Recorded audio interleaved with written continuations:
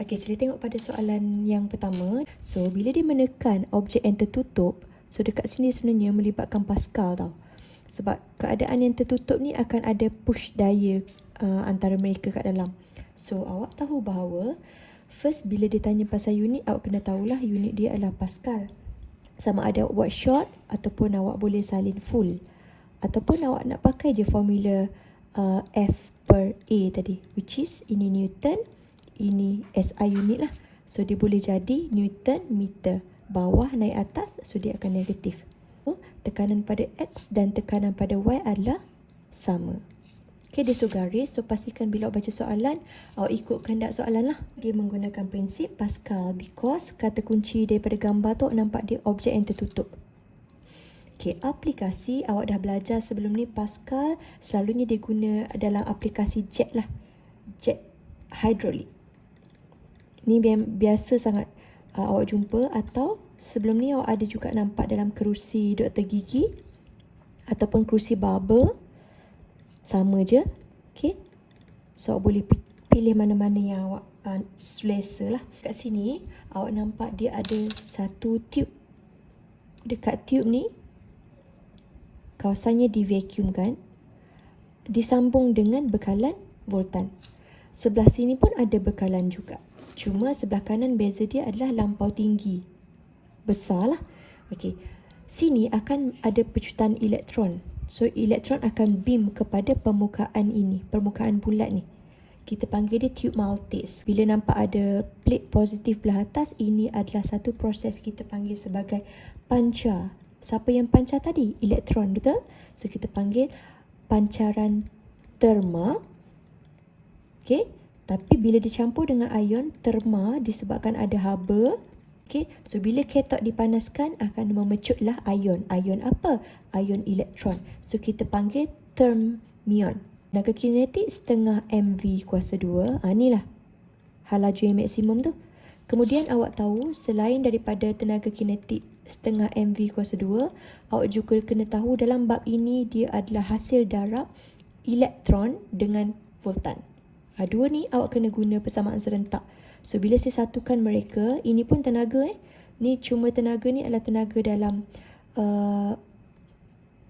proses pancaran termion tadi. So, saya jadikan mereka benda yang sama. So, EV sama dengan setengah MV kuasa 2. Jadikan V sorang-sorang. Masukkan nilai E ni, yang ni. Okay, 1.6, 10 kuasa negatif 19. 1.5, 10 kuasa 3. Setengah jisim.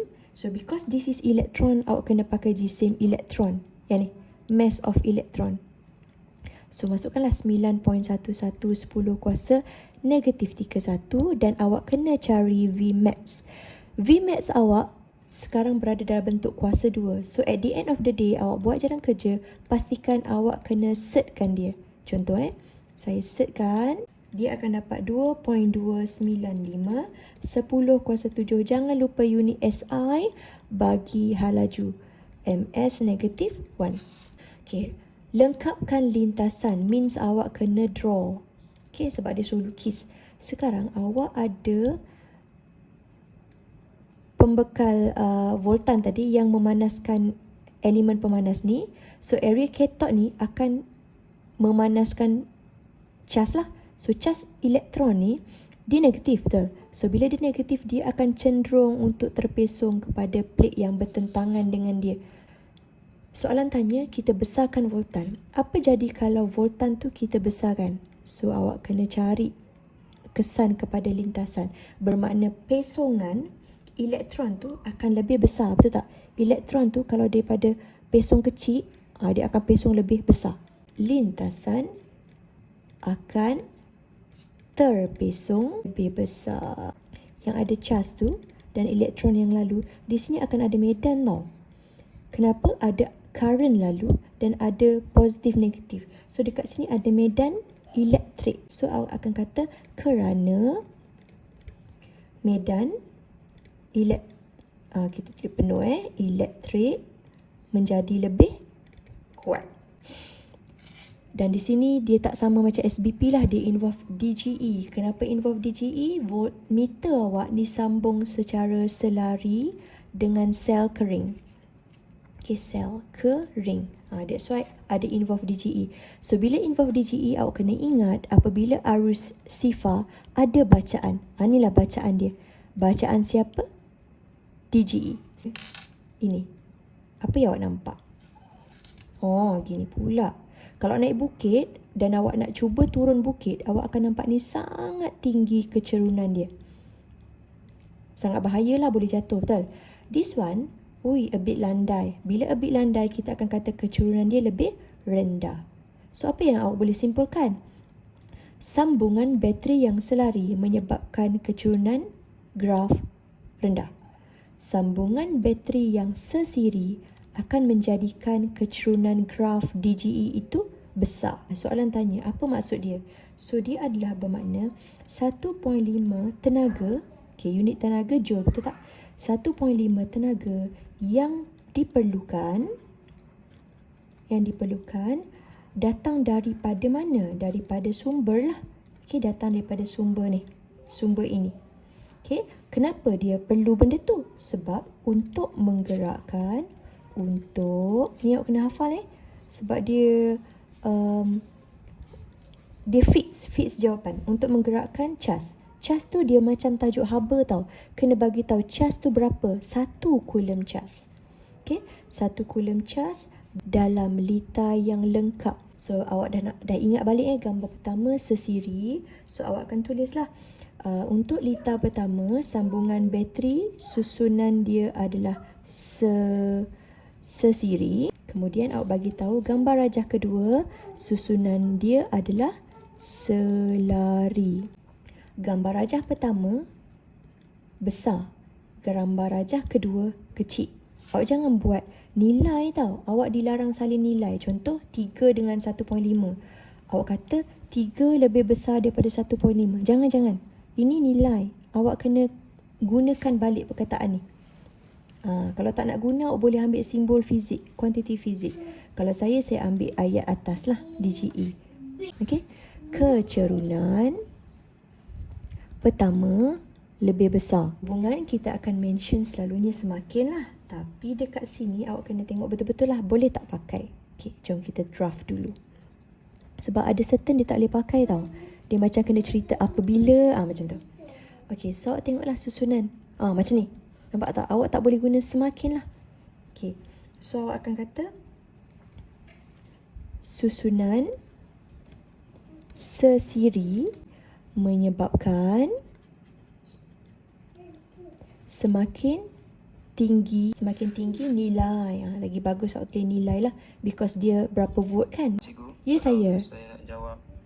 Jika susunan bakteri ialah sesiri, maka jumlah daya gerak elektrik bertambah. Boleh, betul. Bayang balik gambar tadi. Yang pertama cerun, yang kedua landai. So awak akan tulis jika, saya guna balik ayat Musa, jika sesiri. Mana sesiri? Saya rasa yang pertama tadi. Saya ingat saya lah. Jika sesiri sambungan, terbalik sikit ayat saya, tak apalah sambungan sel kering, bagi ayat sedap sikit, maka ambil yang ni, kecerunan graf lebih besar. Awak ada arus, awak ada arc, awak ada rintangan dalam. So formula yang melibatkan rintangan dalam, kalau saya relate dengan DGE tadi, adalah ini. Arc. Dia tanya arc bermakna awak kena jadikan arc sorang-sorang lah. Jom kita masukkan. Saya conteng besar sangat pula. DGE awak tadi gambar 6 saya nampak. So bila dia menurun, kita dah buat eksperimen kan? Bila kita switch on, dia akan menurun. Dan soalan itu beri kepada awak nilai arus 0.5. Masukkan saja dalam formula. Awak akan dapat 0.4. Alright. Dia kata kalau lama, kita dah bincang hari tu kan, kalau lama kan dia macam panas macam tu kan.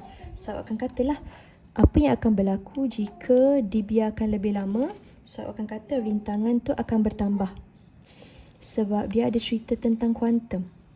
Ni bukan tajuk gelombang elektromagnet tau. Sebab ada perkataan kuantum, so kita pergi ke quantum physics. Okey. Maksud quantum energy, quantum tenaga ialah, awak ambil balik perkataan tenaga tu. Okey, paket-paket tenaga itu sifat dia discrete. Tentukan tenaga foton. So energy lah. Okey, you are given H, you are given C. So formula ini akan melibatkan pemalar Planck.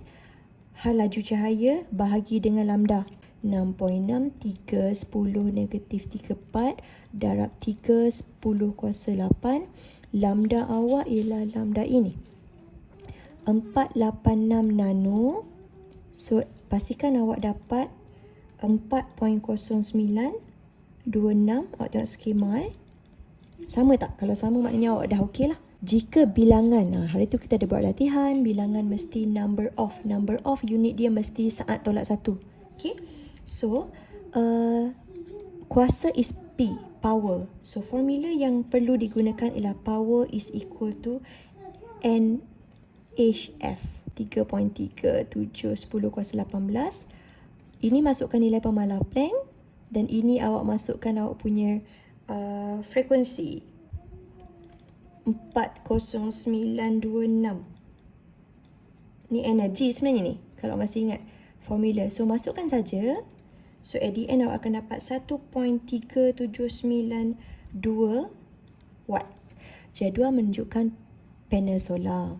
Yang manakah yang paling menyerap cahaya yang banyak? Maksudnya awak nak hasilkan tenaga yang besar lah. So panel tu mesti sejenis fungsi kerja yang rendah tau. Awak kena hafal gini.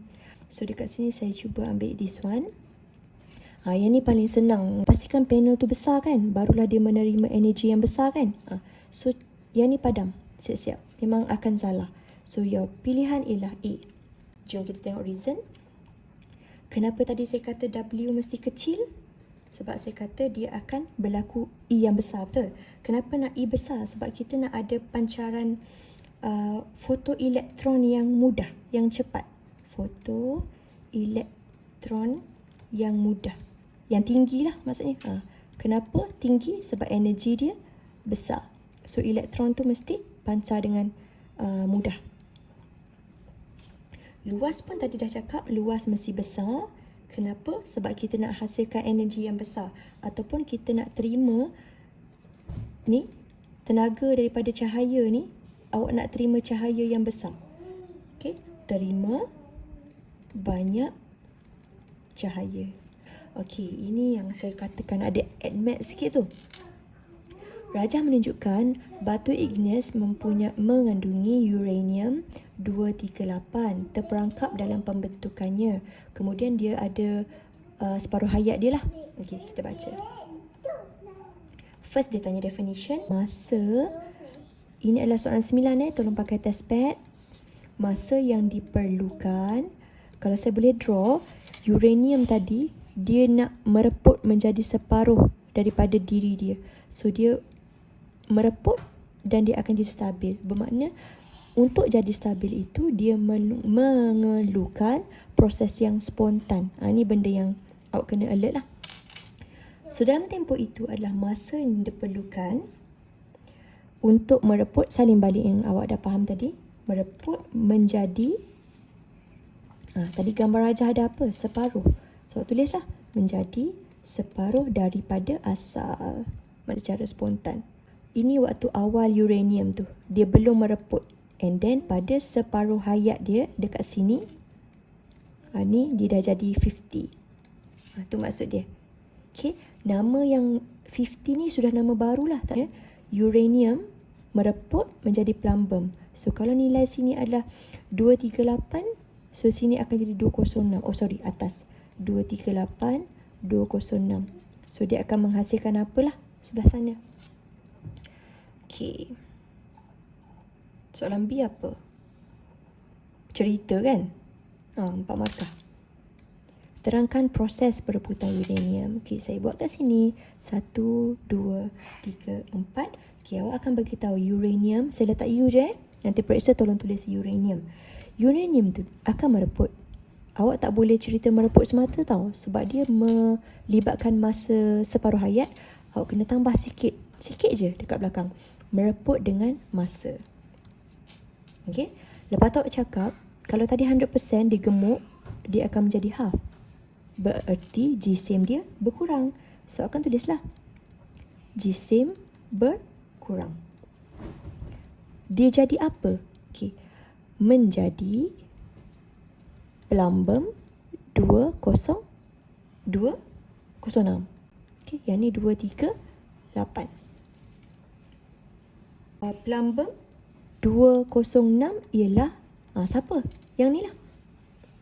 Dia ialah separuh daripada induk dia. Dan awak akan cakap untuk menjadi separuh akan berlakunya separuh hayat. Separuh hayat. Cari kuantiti fizik yang awak boleh masukkan. Separuh hayat, siapa menjadi siapa, dalam masa. Okay? Daripada apa kepada apa. Something like that. Okay. Separuh hayat given. Berapa lama yang diperlukan untuk menjadi 25 daripada asal? Okay, bermakna kalau saya buat jalan kerja dekat sini, saya rasa muat ni. 100. Tekan kalkulator 50. Tekan lagi kalkulator 25. Sekarang ni soalan tanya dekat sini. So this is first half-life. Kalau saya buat nombor first, this is second half-life. Soalan tanya, second half-life dia tu berapa? Tu soalan dia. Sebab at the end dia nak jadi 25. Okay. Apabila first half-life tu 4.5, bererti second darablah 2. Itu sahaja. 2 darab dengan 4.5 10 kuasa 9. So awak tekan kalkulator, at the end of the day awak akan dapat 9 10 kuasa 9. Tak silap saya saya tekan, saya tulis untuk awak ni daripada skema tu. Nanti awak check. Okay, next. Ni lah soalan log dia.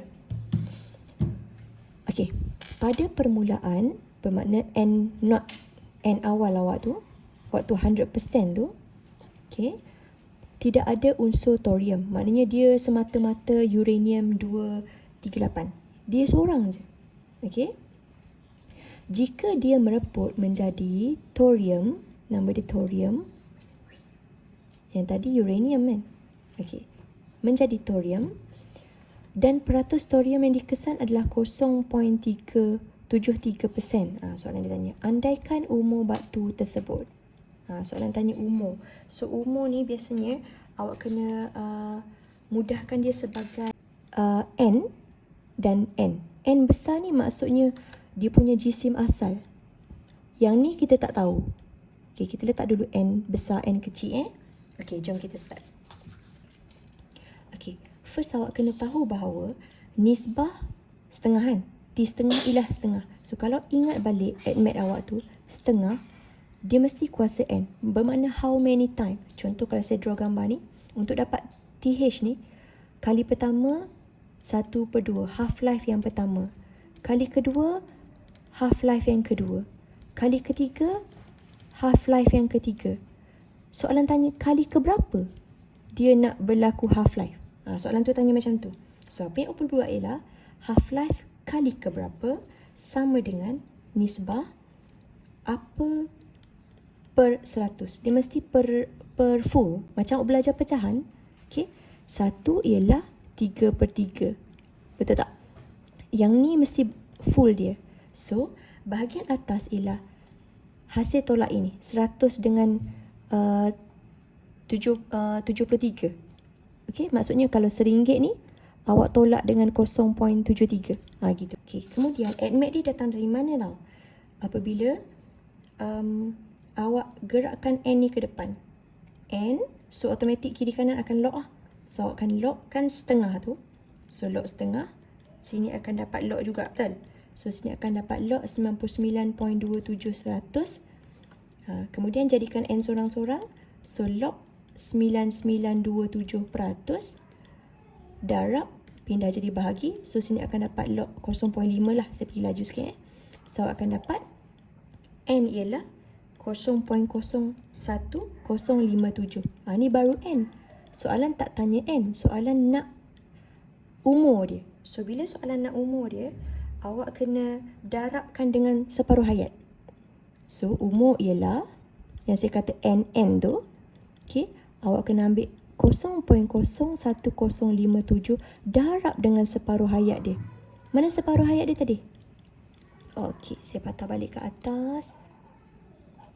Ni 4.5 10 kuasa 9. Awak kena darab kat situ. 4.5 10 kuasa 9. Ni a bit susah memang. MRSM ni memang tricky. Kalau compared to SBP pun dia lagi tricky. Okay, so awak akan dapat inilah dia punya jawapan. 4.76 10 kuasa 7 tahun. Okay, now jadual menunjukkan 4 jenis batu. Alright. Berdasarkan maklumat, tentukan batu yang paling purba. Maksudnya batu yang paling lama lah. Okay, umur yang paling lama. Okay, sekarang ni cara nak kenal batu yang lebih lama bererti separuh hayat dia tu sangat panjang. Ni kata kunci yang awak kena alert. Maknanya dia punya proses paling nak purba tu, proses dia tu panjang. Separuh hayat tu berapa kali? Berapa kali N? Mungkin 100 kali. Okay. Sekarang, kalau tengok pada skema, contoh saya ambil jalan terbalik. Skemanya ialah Q. Okay, macam mana awak nak kaji? So first paling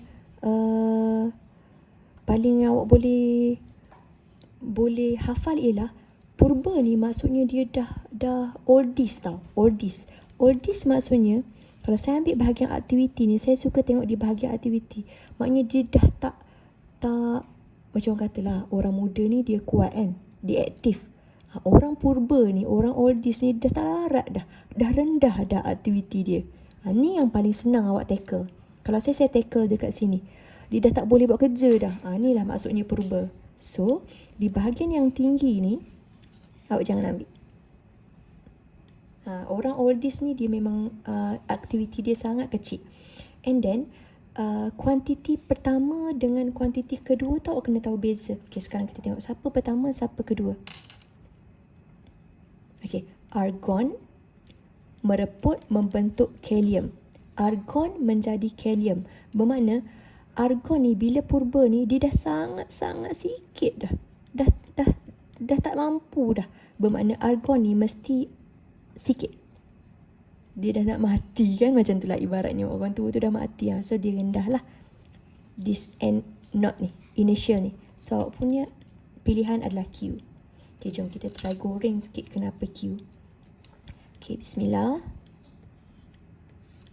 Okay, ciri. Pastikan awak dapat dulu markah penuh sebelah kiri 1, 2, 3, 4, 5.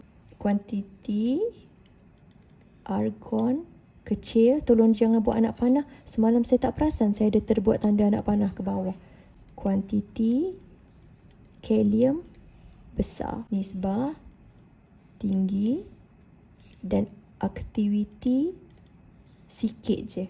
Okay. Pastikan sini 1, 2, 3, 4, 5 dan ini 6. Pastikan awak buat dengan betul.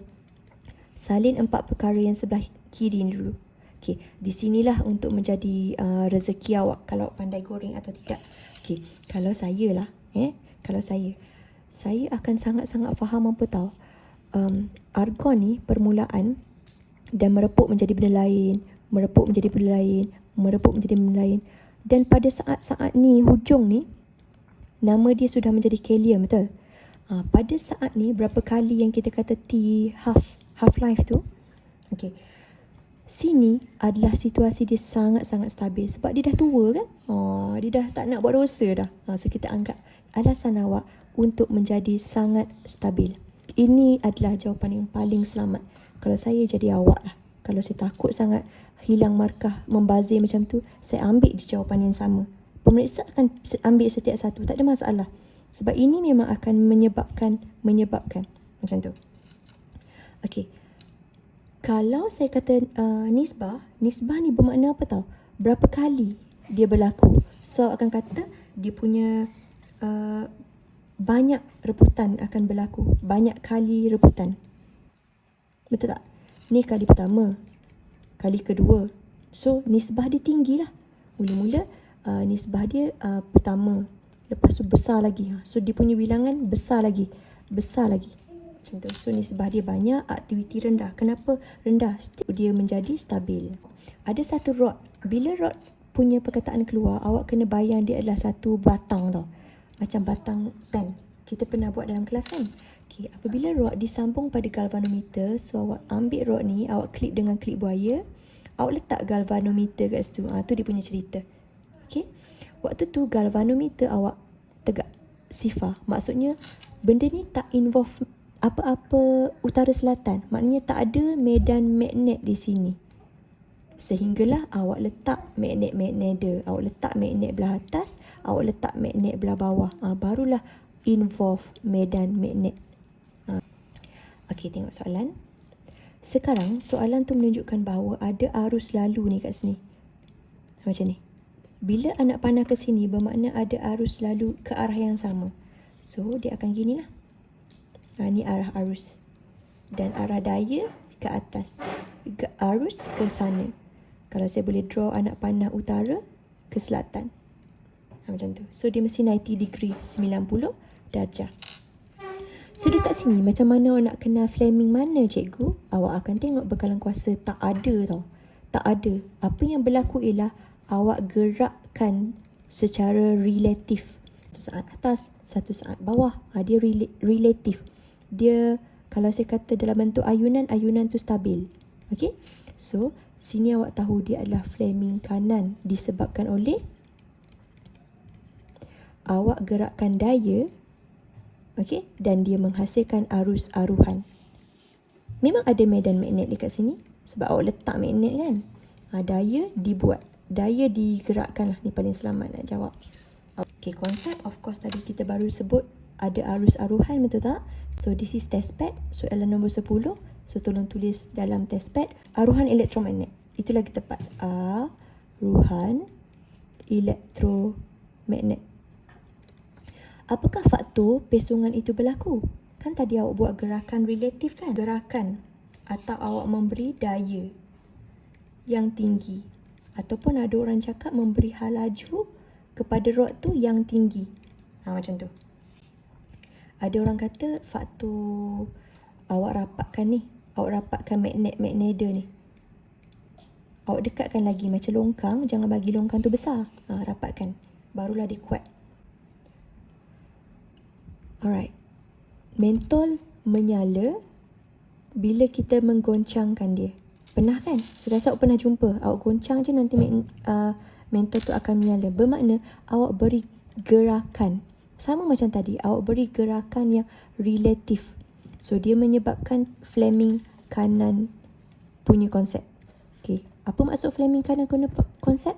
Aruhan elektromagnet. Okay. Ini idea awak. So, bila awak gerakkan kali pertama, dalam ni pun ada magnet. Nampak ni perkataan magnet. So, akan menyebabkan rod ni, laluan ni akan menghasilkan arus. Bila awak gerakkan ataupun awak menggoncangkan tangan awak tu, gerakan tadi akan menyebabkan pemotongan flux magnet. Teringat pemotongan flux magnet memang akan berlaku apabila ada medan magnet. Ada saja magnet dan awak ada satu daya yang 90 degree, memang akan ada pemotongan flux magnet. Okey, satu markah. Markah kedua, apabila dia melibatkan aruhan, awak kena plan your idea. Bila melibatkan aruhan, DGE akan teraruh.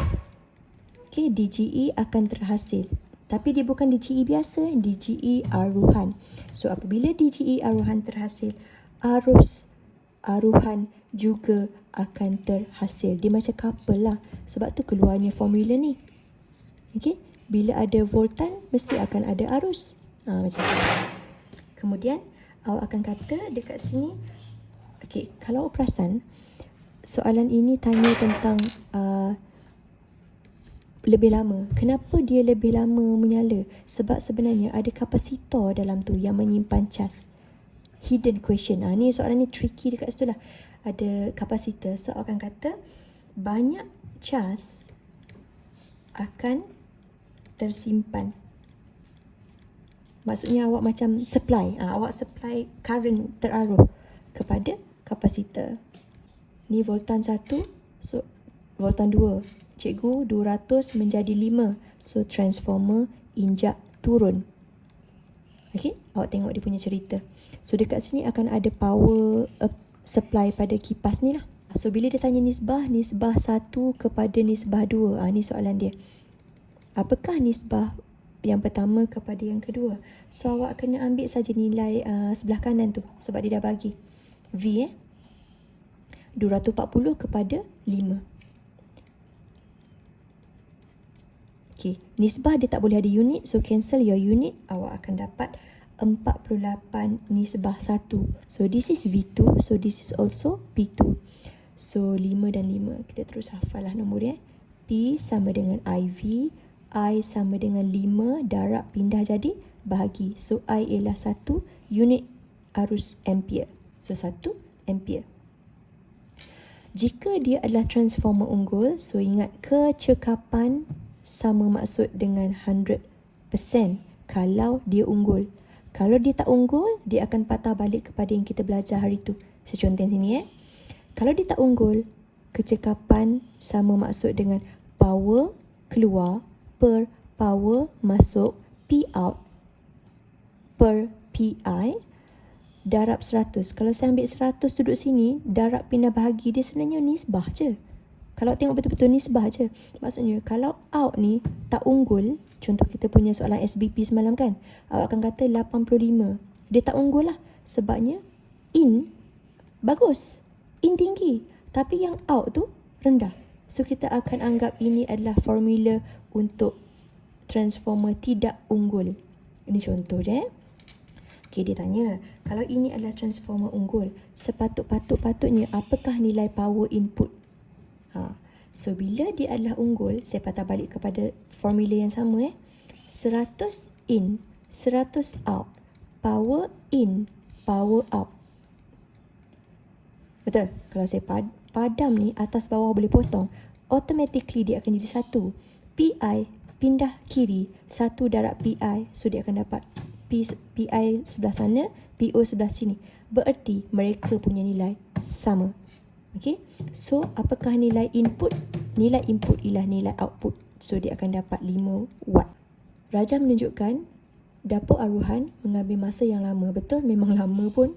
That's why makan current juga tau siapa yang pakai dapur ni. First, awak kena hafal macam ni tau. Kadar pengoksidaan, awak tak nak benda tu karat. Sedasa awak dah pandai kimia kan? Kimia teroksida ni maksudnya dia berkarat. Kalau boleh kita jangan ambil yang oksida tinggi. So, automatically L ni padam. Sebab awak tak nak oksida tinggi. Kita ni yang paling bagus, kita kena ambil cuprum. Pengoksidaan rendah. M. Ini paling bagus supaya dia masak dengan lebih cepat. Maksudnya kita nak tempoh kejap je. Oh, dah masak dah. Boleh makan. Terus tulis pilihan awak M. Okay, salin balik. Bahan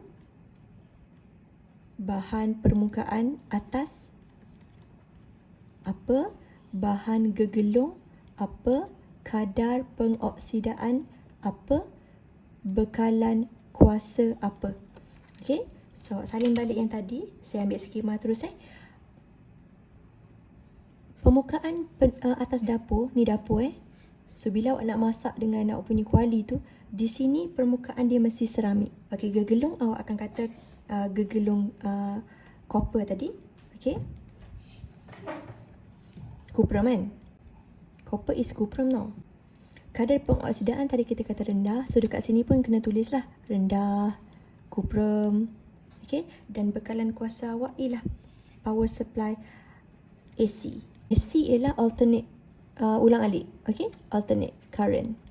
Okay. Jom kita tengok dia punya alasan. Kenapa? Sebab awak nak dia masak. Maksudnya dia punya muatan haba tentu tinggi. Okay, Next, awak punya rintangan, awak nak rintangan yang rendah. Sorry, saya tulis perkataan penuh sikit. Rintangan dia rendah. Kenapa? Sebab awak nak banyak arus yang lalu. Banyak. Dan next, kenapa oksida yang rendah? Sudah cakap tadi, kita tak nak dia cepat rosak. Tidak cepat rosak. Dan akhir sekali, kenapa kita nak ulang-alik? Sebab kita nak berlaku pemotongan flux magnet yang lebih tinggi.